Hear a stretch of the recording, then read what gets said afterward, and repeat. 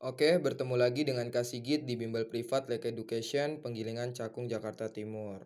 Oke, langsung aja kita mulai dengan mengucap basmalah. Bismillahirrohmanirrohim.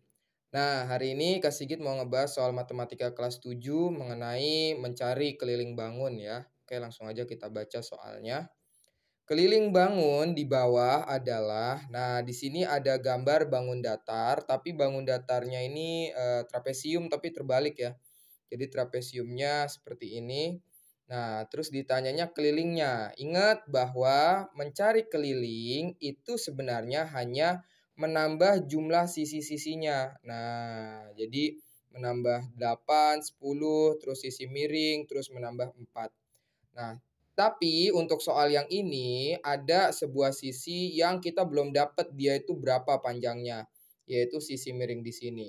Oke, langsung aja kita jawab. Jadi ketika kita mencari keliling di gambar ini, maka kita harus mencari tahu dulu sisi miringnya itu berapa.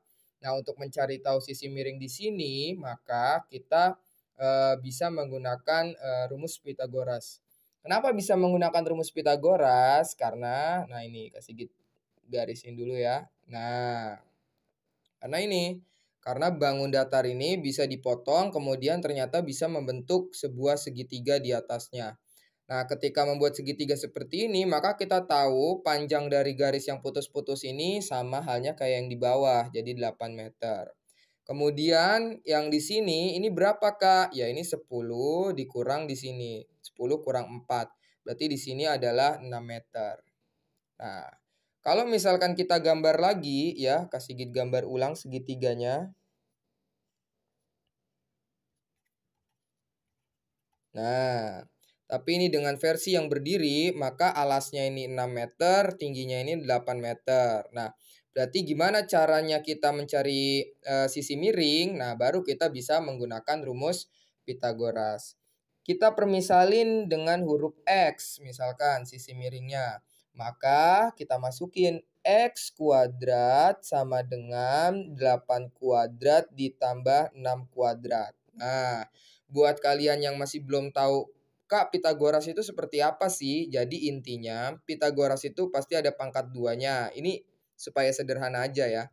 Nah, kalau kita mencari panjang sisi miring, maka sisi miring ini adalah sisi terpanjang. Berarti pasti dijumlah, itu ya. Pasti dijumlah. Sedangkan kalau kita mencari sisi yang tinggi, maka sisi terpanjang dikurang sisi yang lainnya, ya. Atau kita mencari sisi alasnya, maka sisi miring atau sisi terpanjang dikurang sisi yang lainnya. Kayak gitu ya. Jadi intinya seperti itu. Oke, sekarang kita kerjain dulu ini. Berarti X kuadrat sama dengan 64 ditambah 36. X kuadrat sama dengan 100. Nah, nyampe sini insya Allah harusnya kalian nggak bingung ya. 8 kali 8, 64. 6 kali 6, 36. Dijumlah 100. Ini belum selesai. Kenapa?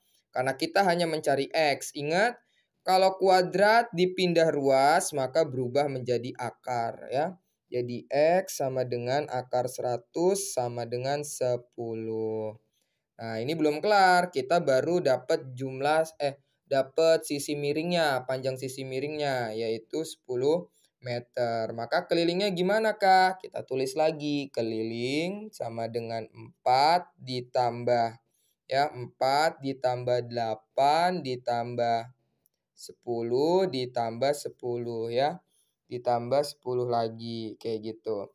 Jadi 4 ditambah 8 tambah 10 tambah 10 lagi. Berarti total berapa? Total sama dengan 12 ditambah 20 sama dengan 32 meter.